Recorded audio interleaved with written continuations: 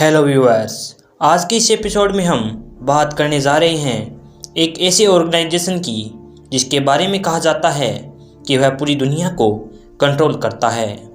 एक सोसाइटी जो शैतान की पूजा करती है और दुनिया भर के अमीर लोग इसी सोसाइटी की मदद से इतनी जल्दी दौलत और शोहरत हासिल की है।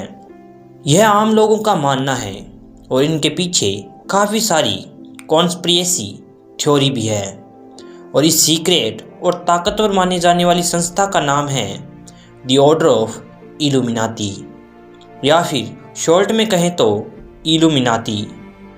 अब आप सोच रहे होंगे कि यह कैसा नाम हुआ, इसका मतलब क्या होता है। तो यह जानने के लिए हमें अतीत के कुछ पन्नों को कुरेदना होगा।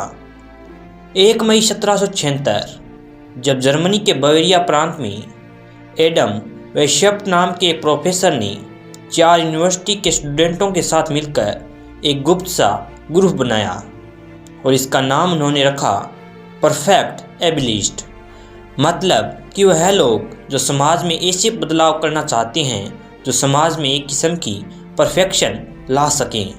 ये ग्रुप उस समय की सोच और विचारधारा से संतुष्ट नहीं था, क्योंकि वह समय जीसस यानी कट्टर ईसाई और मिशनरी लोगों पर अपना नियंत्रण जमाते थे।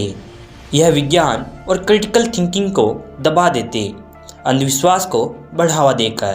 परफेक्ट एबिलिस्ट इस सिस्टम को ऑर्गेनाइज्ड रिलीजन कहते थे, यानी सोच समझकर सींचा हुआ धर्म लोगों पर अपना काबू पाने के लिए। और यह सही भी है, क्योंकि उस समय धर्म के आगे कोई एक पर्सन भी खड़ा नहीं कर सकता था। इल्यूमिनाती शब्द का जन्म हुआ था लैटिन शब्द इल्यूमिनेटस से, जिसका अर्थ है प्रबोधन यानी ज्ञान से भर उठना। और इसका सबसे अच्छा उदाहरण गौतम बुद्ध है। गौतम बुद्ध भी एक प्रबोधन इंसान थे। वह न तो भगवान को मानते थे और ना ही किसी धर्म को, लेकिन वो बात अलग है कि लोगों ने उन्हें ही भगवान और धर्म बना दिया। पर यहाँ पर कुछ अलग ही किस्सा हुआ।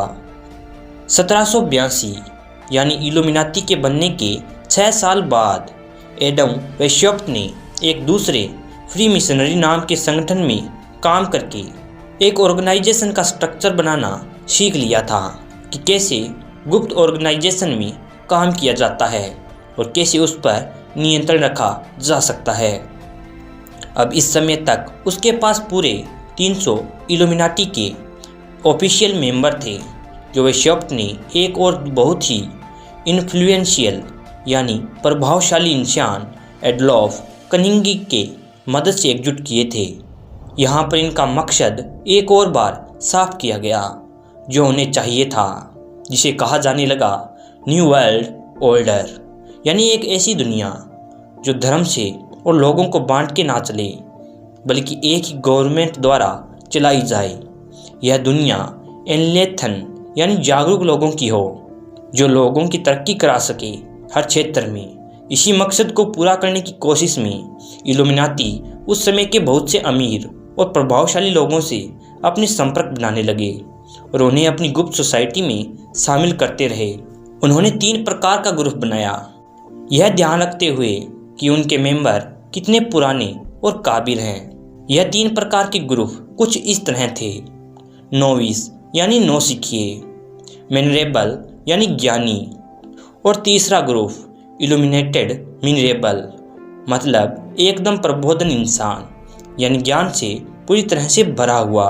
माना जाता है कि इल्यूमिनाती का चिन्ह आँख था, जिसे कहा जाता है द आई ऑफ प्रोवाइडेंस या फिर द ऑल नोइंग आई, पर वास्तव में ऐसा नहीं है। ये आँख मिशनरी दल का था और इसके पीछे का मकसद था यह दर्शाना कि इंसानियत को अपनाओ, क्योंकि भगवान की आंखें आपको देख रही है। अब यह इल्यूमिनाती की विचारधारा से अलग था, इसलिए इल्यूमिनाती का अपना एक चिन्ह था जिसे कहा जाता था द माइनरेबल ओवल, यानी एक ऐसा पौराणिक जीव जो बहुत ही प्रबोधन और बुद्धिमान है। इल्यूमिनाती तेजी से बढ़ने लगा और जवान लोगों को अपने दल में शामिल करते रहा, लेकिन उन्हें धर्म और जीसस में अक्सर मौत के खतरे आते। उन्हें डराया और धमकाया जाता। धर्म इस संगठन का विनाश चाहता था। और सन 1785 में एक नए चुने गए शासक चार्ल्स थियोडोर इस दबाव को हैंडल नहीं कर पाया और उसे यह आदेश देना पड़ गया कि यह संस्था अब बंद कर दी जाए, क्योंकि खतरा बहुत ज़्यादा बढ़ गया था।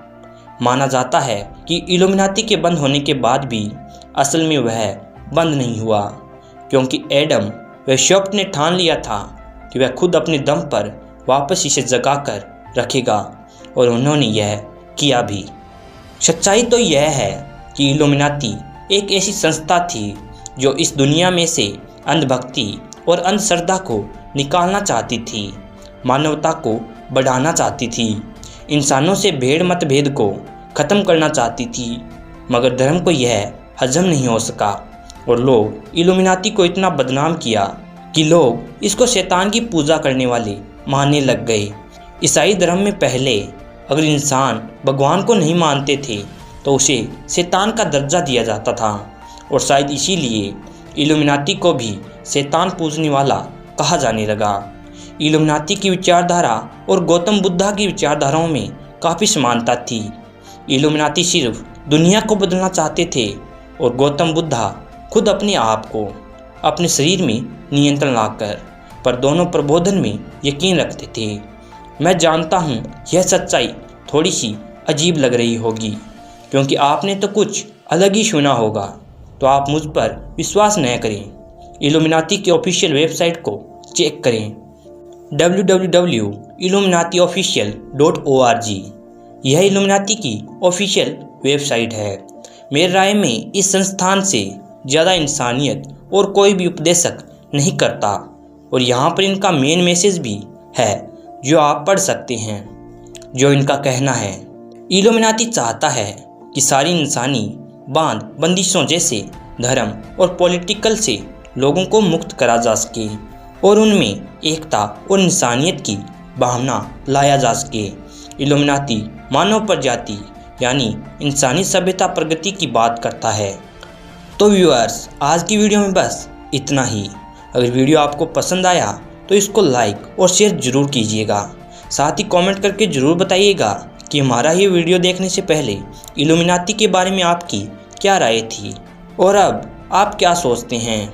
और साथ ही अगर इल्यूमिनाती से रिलेटेड एक और वीडियो चाहिए तो ज़रूर बताइएगा, और इसके साथ ही चैनल को सब्सक्राइब करके बेल आइकन को ज़रूर से ऑल पर कर लीजिएगा, ताकि जब भी कोई नई वीडियो अपलोड हो तो उसका नोटिफिकेशन आपको सबसे पहले मिल जाए। तो मैं मिलूँगा आपको अगले एपिसोड में एक नए रहस्य, एक नए टॉपिक के साथ। तब तक के लिए अलविदा।